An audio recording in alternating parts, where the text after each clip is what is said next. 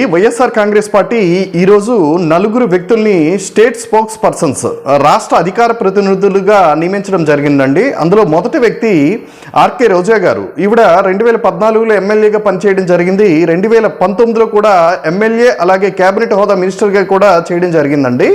అలాగే రెండో వ్యక్తి భూమన కరుణాకర్ రెడ్డి గారు. ఈయన తిరుపతి మాజీ ఎమ్మెల్యే, ఆయన కూడా స్టేట్ స్పోక్స్ పర్సన్గా ఇవ్వడం జరిగింది. అలాగే మూడో వ్యక్తి జూపూడి ప్రభాకర్ గారు.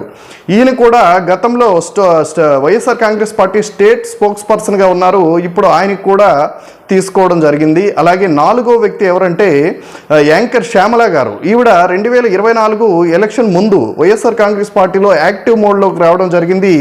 ఈవిడికి కూడా ఇక స్టేట్ స్పోక్స్ పర్సన్గా అవకాశం కల్పించడం జరిగిందండి. ఇందులో ముగ్గురు రెడ్లు మరియు ఒక ఎస్సీకి ఈ యొక్క 4 పోస్టులు కేటాయించడం జరిగిందండి. సామాజిక న్యాయం అంటే ఇదేనేమో మరి జగన్మోహన్ రెడ్డి గారే చెప్పారు.